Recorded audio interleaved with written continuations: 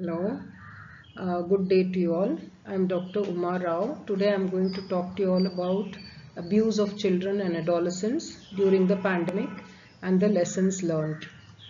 We are all aware that during the pandemic there has been a lot of stress among the parents and the children, leading to a lot of abuse among the children. I am Dr. Uma. I am a consultant pediatrician and adolescent health specialist. So, first of all, I'm going to talk about the whole talk of mine is to create an awareness about child abuse and mainly how to prevent it. So, I am going to talk in 4-5 broad categories. First of all, I'm going to say what is abuse and then the different types of abuse and the statistics about child abuse in India and abroad, and why is it important to prevent abuse, causes of abuse, and how to recognize abuse. So, what is abuse? The World Health Organization defines abuse as all forms of physical and emotional ill treatment resulting in harm to child's health and development. It is basically maltreatment of children below the age of 18 years. Girls are more prone for abuse than boys. Large numbers of abused children are missed by the child care providers like parents and teachers. So it's very important to recognize abuse and to have a high index of suspicion.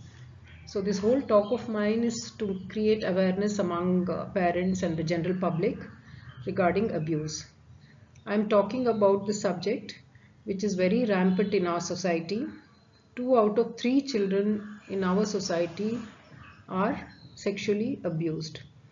And the parents and the caretakers are the main people who can prevent this from happening. And regarding the types of abuse, there are 4 main types of abuse. To this we can add one more in today's world. So the first one is physical abuse, which is beating, shaking, biting, burning. And it has been found that in India, 2 out of 3 children are physically abused and 88.6% of it is done by the parents. And then the psychological abuse, that is verbal abuse, humiliating acts which scare the child. Then sexual abuse, this is the worst form of abuse in children and it is rampant in our society. It is when the children and adolescents are involved in sexual activities which they do not fully comprehend and they are unable to give consent to it.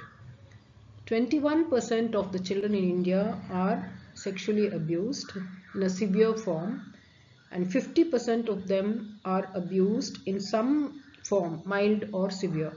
So this is a very high number, isn't it? That means 1 out of 2 children are experiencing mild sexual abuse and 20%, that is 1 in 5 children are having severe sexual abuse. And 50% of the people who are abusing these children are the child care providers whom the child knows and whom the child trusts. So it is a very dangerous situation. We have to be very aware of it and try to prevent it. Neglect is another form of child abuse which can lead to malnutrition, lack of hygiene, untreated wounds and growth failure. And in today's world, online abuse is also very important. This is due to the internet activity which is happening a lot among the children, which can lead to a lot of online abuse. So the parents have to be aware and prevent it from happening. Now I'll give you a few examples which will make you understand how these situations affects the child. This is Geeta's story. Geeta is a 17-year-old girl who goes to a counselor because she has an aversion to hugging people, even her own parents and siblings. Then during the talk, she confides to the counselor that when she was 6 years old, a boy who was a neighbor used to hug her and kiss her when nobody was around. At that time, she did not like it and she used to wash her mouth often. She did not know that she had to tell her parents about this.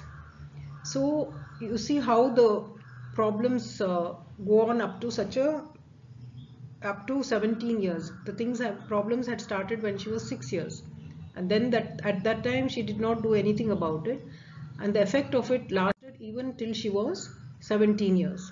So this is a mild form of child sexual abuse, but there are very severe forms also which we day to day see on the television, read in the newspapers. So those are all the severe forms. So these are all mild forms which are not seen, and most of the cases are not reported. So what we report is only the tip of the iceberg. Most of it goes unreported and ignored. Child abuse also can mean hitting a child or humiliating a child, pressurizing a child to meet the adult's needs and expectations. In this case, you cannot, if you pressurize a child too much to study when the child doesn't want it, or you do a lot of discipline to force him to take up sports activities and to excel in certain things by working out for a long periods of time, that can also be called as child abuse. Ignoring a child's emotional well-being, employing a child to work, child labor, forcing a child to touch you, and touching a child which the child doesn't like and which the child feels confused and the child feels unsafe and uncomfortable, that is also child abuse. Beating a child, disregarding a child's health needs. When the child is sick, if you don't take it to the medical doctors and take care of the health, that is also child abuse. Not allowing the child to attend school, this is also a form of child abuse. So now I'm going to talk to you all about the statistics of child abuse. The statistics, these are all numbers which we can roughly understand, but this is not the correct number because most of the time it goes unreported and people ignore it. So this is only a rough idea about the situation. In the year 2020-2021, during the COVID time from January to September, the child helpline number got calls from 43.9 lakh children and caretakers, and out of which 16 lakh was silent calls. That means 36% of the total calls, the person was not able to tell his problem. He just called the number and kept the phone down and switched off. So the silent calls is also means that there is a problem but they are not able to tell. And interventions was done in 2.9 lakh children, out of which 74,411 relate to protection from abuse. And the states which reported the maximum number of calls: Tamil Nadu, Karnataka, West Bengal, Telangana and Kerala. It doesn't mean that the other states don't have it. It's only that the awareness may be more in these states and they are calling the numbers and taking action. All over the world there are problems, and out of these 29,818 was abuse and violence, and the rest was child labor. And also child marriages also were reported. So child marriage was also and teenage pregnancy has also increased during the COVID times because of the closure of schools and lack of midday meal which the children were able to get. So we realize that statistics are only the tip of the iceberg, and most of the children who seek help, they are not reported. Many times they do not call. They are not aware that there is a child line number 1098 which they can call. Hence I would urge all of you to seek help whenever there is a problem and spread the message across the society that there is a number which you can call, child helpline number, whenever there is a problem, and that is 1098. So Childline India received 3 lakh calls in 11 days. 30% of these cases were child abuse, 11% of physical health issues, 8% was child labor, 8% were missing children. Sexual offences was 40,810. Child marriages and missing children were reported in 5,584 children. Child sexual abuse is the worst form of abuse, and it is very important to be aware of this. It's as important as putting your child in a good school. We have to prevent child sexual abuse. It is in the world, this is the statistics of international prevalence. 1 in 5 girls are sexually abused, 1 in 20 boys, even the boys are sexually abused. In India it is 1 in 3. 1 in 3 children are sexually abused. And why we should know so much about child abuse. The consequences of child abuse is also very, very severe. It can lead on, if any abuse which occurs in childhood can have its problems even in adulthood. There will be behavioral disorders, difficulty in maintaining personal relationship, like how we read in the case of Geeta's story. and also they'll have long-term health issues, they'll have eating disorders, and they are 3 times more likely to develop major depression, 4 times more likely to develop post-traumatic stress disorders, and they are also 4 times more likely to go for alcohols and drugs and get into substance abuse. Now I'll tell you one more story. All my stories are of mild cases of abuse. There are very, very severe cases, moderate cases, and all types of different cases in between. This is just to give you an idea that what can happen to children and how we can handle it. So this is Meena's story. Meena is an 8-year-old girl living with her parents. Both her parents are alcoholic and they are always fighting with each other. They do not interact with the daughter much and they keep scolding her. So she feels so alone and helpless that she calls the helpline number 1098 on the advice of her neighbor. So the neighbor was aware and he advised her. Otherwise, Meena would have left home and got into all sorts of problems. So this is an example of neglect as a form of child abuse. How to recognize abuse now? If the child is having any physical injuries because of being beaten or bruises, then it's easy to make out. Or if they have any injuries in their sexual genital areas. And any child who's below the age of 4 years, if he has bruise is the bluish discoloration which happens after hitting in the neck region, face, or in the back below the age of 4 years, then it is generally considered as physical abuse. And any child below the age of 4 months, wherever on the body, it is definitely abuse because a child cannot fall below the age of 4 years. And someone is at home is being abused and is at a risk for physical violence, then also we can recognize. And the children are frightened of a particular adult in the house, then also we can think that there may be a case of abuse. The children, if they experience suicidal thoughts, then also we should think of abuse. And if there's a young child who's left in charge of their younger siblings for long periods of time, if the parents are working, sometimes they'll make the 10-year-old to look after a 2-year-old child. So then the child poses, there can be a chance of abuse. And if it's a young child who always talks about sex with more knowledge than is appropriate for their age, then also we should think of the child getting abused. So it's very difficult sometimes to make out whether the child has been abused or not. So we have to have a high index of suspicion and the parent should carefully monitor the children. And what is the causes of abuse? The causes of abuse are multiple. Like you can see, it's like a tree with the branches and the leaves above the ground can be made out, but the roots which are below the ground cannot be made out. So there are multiple factors which can cause child abuse. Mainly it is because of mental problems, stress in both parents and in the children, which can lead to abuse. And children being the vulnerable population, they will be more affected and they will be targeted by the adults. So these are all the adverse childhood experiences. Maternal depression in the child. If the mother is having mental illness, she will abuse her children. And physical and emotional neglect of the children, diverse or any mental illness in the family, emotional and sexual abuse. If the parents are taking alcohol, then also like how we read in Gita's story, the parents were alcoholic and taking drugs, so there can be more chances of abuse. Domestic violence, homelessness, and the list goes on. And the things which we cannot see, which are below the ground, are poverty, community problems, poor housing, violence, and this COVID pandemic, which caused a lot of problems in the society, lack of jobs, poverty, and people getting migrated from different places, etc. So most of the time it is poverty and food insecurity and loss of jobs, and then children are not having access to education. Most of the government schools were closed, so the children were very free at home and they were getting stressed out. They did not have their midday meal, so this created problems among the parents. And the child is more free to access the internet because of lack of school, and the parents will not be able to monitor, and the children get into online risks.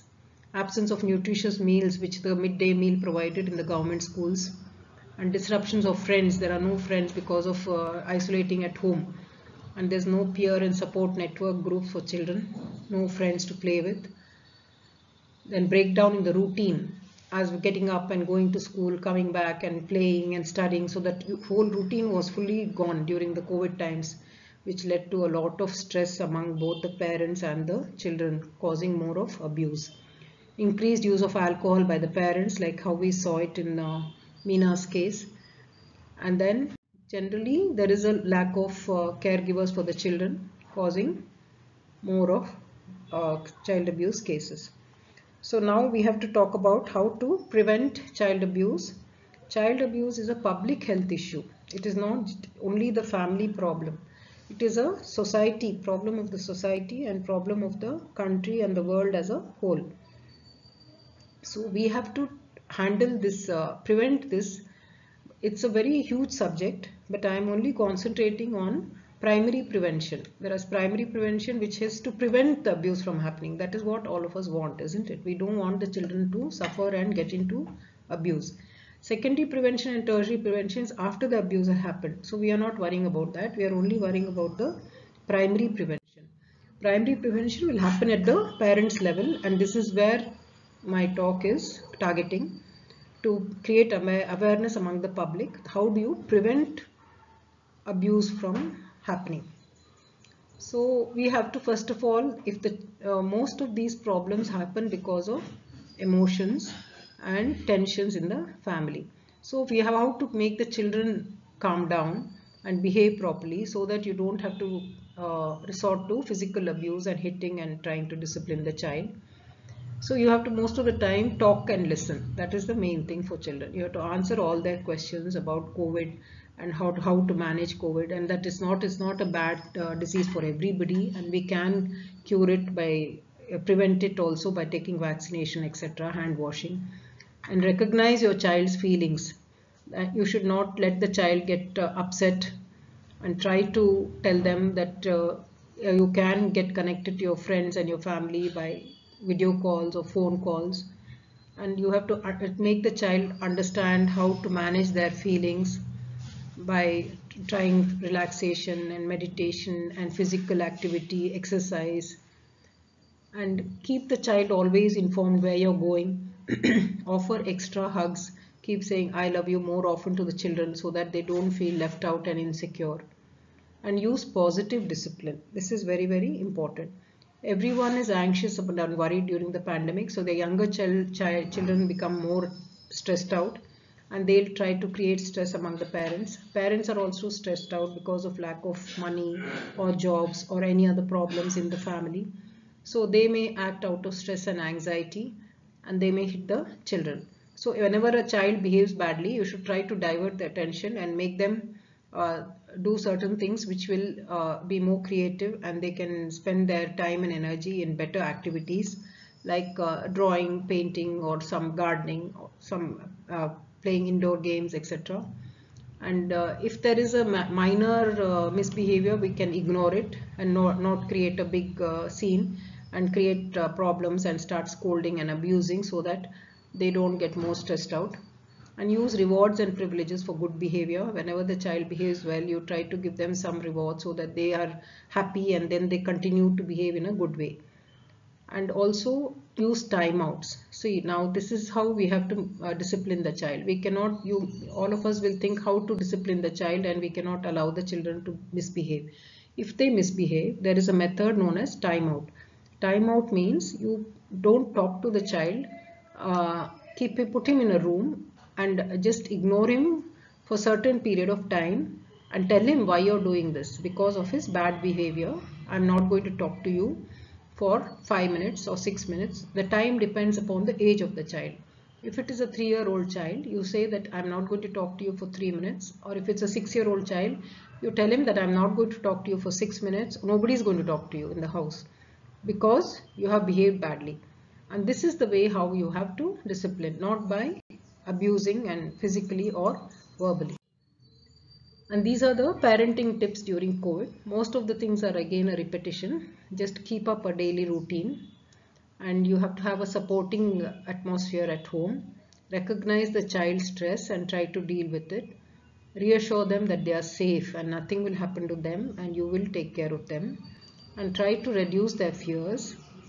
And you also make them teach them how to keep themselves safe by following masking and sanitizing, and maintain daily routine as far as possible, so that they have a set things to do at different times of the day and they are always busy. And also seek professional help if the children are not able to be controlled, and if they're having lot of aggression and they're having nightmares or they're harming themselves. Please reach out to people who can help you. 1098 is the child helpline number, but there are so many other numbers and NGOs who will help. So please reach out. Don't try to ignore very bad behavior and extreme behavioral difficulties. And please take care of yourself. Parents and adults also have to take care of themselves mentally and physically to be calm and forgiving, and also maintaining peace so that they are able to handle their children. And explore all the resources available to you and try to take help. Never ignore and leave it. And this is for preventing child sexual abuse. Now, child sexual abuse has to be prevented. For this, we have to make the children aware of all the problems that they can get into. So first of all, we have to tell them to know about their body. From the age of 3 years, we have to tell the children about the different body parts with the correct names. And we have to tell them that the clothes which are bikini which they wear, which protects the upper body, and the underwear which protects, are the private parts of the body, and this nobody can touch unless they give permission. So they have to understand that they have to protect their body parts, and nobody can give them gifts and ask them to keep secrets. There are no secrets ever. And you have to always say that if you don't like somebody hugging them, then they can always say so, and they can say no, and then and they can shout and get away, and they should never keep any secrets from their parents or their loved ones just because somebody is asking them to. And it is not their fault. If any problem happens to them, they should not get upset, and they can always, their parents will not punish them. If they get into trouble, they will always help them. So it's always important to tell an adult anytime the child feels insecure. It's as child sexual abuse is so rampant, it is very important to teach your children all these things, as important as putting them in a good school, because this is also a matter of their life and their suffering, which can affect them lifelong. So very important to talk to the children, tell them that you can, or you're always there to help them and support them. Any problem they have, you will definitely support them. And listen to your children, especially if they are talking about some persons. You have to give them time and listen in a sympathetic way, so that they feel that they can tell you about their different problems. And if anyone is forcing them to do certain things, they should be able to say no. If the person doesn't stop, they can shout, or they can say that they will tell their parents, or they can even call up helpline 1098. And you have to explain what is a good touch and a bad touch. Nobody can touch their private parts. No one, not even their own family members, unless they give them permission. So, and they can always take your help. You will not punish them or scold them for taking their help.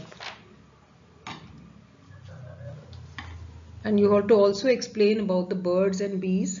And if it's an older child, you have to tell them that it's not good to show your body parts to anybody, or even look at anybody's private body parts. So now I would like to tell you about the online abuse. This is Raju's story. Raju is a 10-year-old boy who's fond of playing mobile games and socializing with friends through WhatsApp and Facebook. A few days ago, he received a friend request from an unknown person introducing himself as his elder sister's friend. He accepted the request, but he started getting disturbing pictures and messages from this stranger. Now Raju is scared to confide in his family, and he is becoming moody and irritable. So this is an example of online abuse. See, a child who was happy and playing with his mobile suddenly becomes so quiet and moody. Then we have to be alert and find out what is the problem and why he is becoming upset. So now COVID-19 parenting, how to keep children safe online is another big topic. Children and teens are spending a lot of time online, so it's good in a way being connected. They get a lot of information from the internet, but it can also harm them, and there are a lot of risks and dangers which they are not aware. So it's a duty of the parents and the caretakers to make the children aware of what are the dangers of online internet use. So you should tell them that many adults will be targeting children for sexual purposes on social media, gaming and messaging platforms, and there'll be a lot of harmful content online, violence, misogyny, and there may be some people who will be inciting suicide and self-harm, lot of misinformation. So these things have to be told to the children, otherwise they will think everything that's going on in the internet is true and correct. And also many teens will share their personal information and sexual photos and videos, which is not at all correct, because anything which is shared online will be shown to all the people. There can be so many cyberbullying cases from peers and strangers. These things we have to make our children aware. So we have to have tech fixes to protect your children from online abuse. You have to have parental controls. You have to turn on to safe search on your browser. Set up strict privacy settings for online apps and games. Cover the webcams when they are not in use. And involve your child or teen in creating a family tech agreement about device use. That is, when you're buying a child a computer, laptop or mobile, you have to have an agreement with the child that he has to follow certain rules before using these devices. That means he has to not he should listen to you when you're telling him about how to use the internet, and certain times of the day like eating, playing, schoolwork and sleeping should be device free times when he cannot use his mobile. So certain times are family times which cannot be disturbed by mobiles. And you have to help your children learn how to keep personal information private, especially from strangers. Some people are not at all what they seem to be, so we have to be careful and not allow the people to see all your personal information. And remind your children that whatever goes online will stay online lifelong, so please be very careful about what photos and videos you're posting online. And spend time with your child and teen. You should explore website together with your children, teach them about the safer aspects of internet which they can use, and how to report inappropriate content. Common sense media it's a great advice for apps, games and entertainment for different ages. Different age children have to be guided in a different way. And keep your child safe with open communication. Tell your children that whatever they experience online, if they are upset and uncomfortable or scared, they can always talk to you and you will not punish them. And whenever the child is upset or distressed or secretive, then you have to be very careful and find out what is wrong. And you have to create a trusting and open relationship with your children with a positive support. Note that every child is different, so we have to deal with them in a different way. These are the shorthand things which parents should know. If your teenagers are using these shorthand texts, then what it means we should be aware. Now I'm going to talk a little bit about the effect of the pandemic on women. Like child abuse, there has been a lot of abuse even among adolescent girls and women. This is the worldwide statistics that 743 million girls were out of schools because of the pandemic. 111 million were from the least developed countries. Rates of domestic violence have risen across the world. There's a threefold increase in calls from the women's shelters in China and France and also in India. Child marriages and teenage pregnancies have increased during these COVID times. In India also there's a lot of power imbalance in the Indian society because of the patriarchal nature. So this leads to a lot of violence against women. Social status of women has worsened during the pandemic and it has increased vulnerability for violence in women. So basically from all this talk, there are 5 strategies which we have to follow. Maintain a daily routine, keep connected with your children, seek professional help if needed, take care of yourself too. Very important for adults to take care of themselves by doing meditation and physical exercise. Explore what are all the resources available online for you where you can take help. And the take home message which I want to give you all is child abuse is very common in our society, especially during the COVID times. Sexual abuse is the worst form of abuse. It can lead to long-term consequences in the child. Causes of abuse are multiple, which involves personal issues, family issues, financial issues, and problems in the society. It is very important to recognize abuse. You have to have a high index of suspicion. And child abuse can be prevented definitely by creating awareness, positive parenting, combined effort of the family, school, counselors, community and nation. So we have to take the help of the school also to prevent abuse, and counselors are very important. If you feel that you are not able to handle the child, you can always take the help of the counselors. And these are the helpline numbers, national and the various mental health line numbers. Any queries, you can definitely contact these people, and these helpline numbers are most of the time available 24/7, 365 days. And I want to stress a little bit about the child line, which is 1098. This is a tele helpline. It's a sympathetic friend for all children, 24 hours of the day, 365 days of the year. Number should be told to all children in our country by parents, schools and society. It's a platform for bringing together Ministry of Women and Child Development, Government of India in partnership with state governments, international organizations, corporate sectors and various NGOs. So all the parents should be aware, schools should be aware, and the whole society should be aware about this number. It immediately responds to crisis intervention. It gives emotional support to the child when they are calling them. It even gives medical assistance. It deals with missing children, deaths, counseling and long-term rehabilitation. Like supposing the child has got into trouble, whether they can go back to school or whether they can go back to their parents or they can be put in some job. All these things the child helpline number handles. So please let us make everybody aware of this number 1098. Thank you very much. I hope this talk has been useful to you. Goodbye.